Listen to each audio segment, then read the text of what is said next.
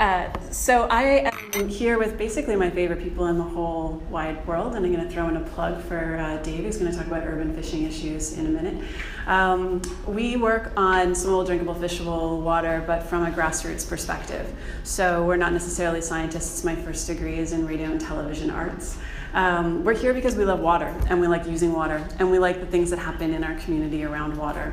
So it's our social life, it's our cultural life, and it's the backbone of the economy in the Great Lakes region, not just from a shipping point of view or the on-the-water classic industries, but it drives everything we do. If you're setting up a tech company or a marketing company, why would you want to locate your office in an urban area? Because it's a great place to live.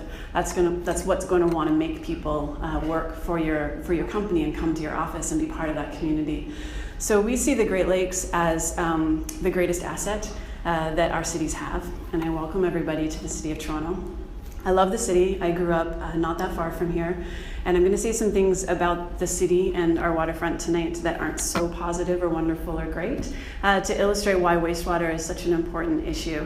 But know that I love this place, and I think it's one of the most beautiful cities and locations on the earth. So now let's talk about sewage. Sewage is the first issue that brought together that swim, drink, fish mission. When you think about issues affecting the Great Lakes, there is no issue that actually affects recreational water quality, contact, touching the water, drinking water supply, or fish and fish habitat as much as sewage and wastewater. And when we talk about sewage, we know that there's the toilets and the things that we flush down the drain in our homes, but then we also remember that light industry, manufacturing, businesses that are operating in our urban environments, those are all hooked into our sewage treatment systems as well. So it's not just domestic sewage that makes its way into the lakes. Back when the IJC and the areas of concern and remedial action plan work was really in its heyday in the 80s, there's some amazing reports, particularly in the city of Toronto, about the impacts of combined sewer overflows and partially treated or untreated sewage on urban waters. The issue that we have is that we made progress, which is great, but then the public started to think that the problems were solved. And we found it difficult as environmental organizations and government agencies to balance the conversation between the progress that had been made and the issues that remain. And it's hard to say, well, we spent billions of dollars and things got better, but then to also admit publicly and openly that just because they're better, it doesn't mean that they're good. And the thing about wastewater is that just because it's treated, it doesn't mean that it's clean. So there's the issue of what comes out of our sewage treatment plants, and then there's the issue of what comes out of these combined sewage overflows. So a little bit of fun engineering, combined sewage system, stormwater, and sanitary sewers combine for a variety of reasons under the ground. And then there's outlets where raw, completely untreated sewage will actually flow into the water. That's up and down all the urban rivers in older cities on the Great Lakes, especially Toronto.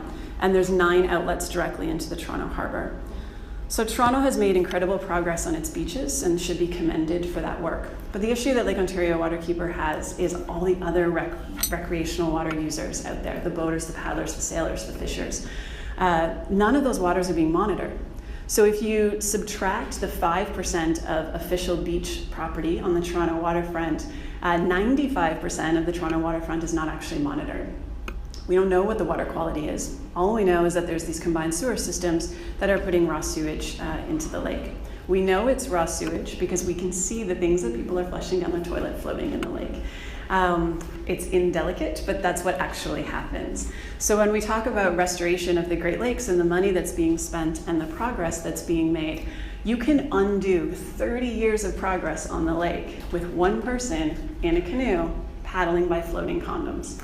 Doesn't matter what you tell them after that about how beneficial uses are being restored and money's being spent and progress is being made, their experience on the water is that the Great Lakes are an open sewer. The public education problem that we have is that people tend to think of waterways as a very binary issue. A lake is clean or a lake is dirty. So if you think that a lake is dirty, you think it's always dirty. You think it's always been dirty, it's always going to be dirty. And then you don't have any incentive or reason to actually want to clean it up. So my background growing up in Oshawa, Ontario, I really didn't know that there was fish in Lake Ontario. I didn't know that you were supposed to be able to swim. I thought that was something that you did on Georgian Bay or at a hotel, but that if you lived on Lake Ontario, it wasn't for you. And our fear is that there are millions of people in the city of Toronto who are growing up looking at the Toronto Harbour and having that experience. We've been out on the water all summer with volunteers collecting water samples, trying to fill in those monitoring gaps and get information to the public in real time. What we find is that when it rains, bacteria levels in the harbour spike. But what we've also found are these what we call rogue pipes, where they're just spewing bacteria levels 24/7. It doesn't matter when we go out what the water was like. There's always bacteria in particular areas, which means that there's an infrastructure problem. So tonight what we want to talk about isn't just how to spend billions of dollars to fix infrastructure, but also how do we improve transparency, reporting, and public information for two reasons. If we let the public know when sewage bypasses or combined sewage overflows are happening, when they're happening, people can take immediate steps to protect their health. So right now, we have situations where we have people diving in Humber Bay, where the outfall for the sewage treatment plant is, during a bypass or just after a bypass, not knowing that it happened.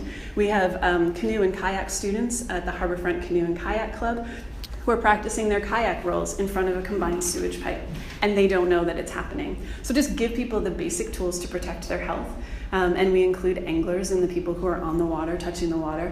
And then that will drive awareness for the scale of the problem so that there's more public support, so that if we go and say we need to spend $1 billion on infrastructure upgrades, people see the benefit of that investment and they're more likely to support it.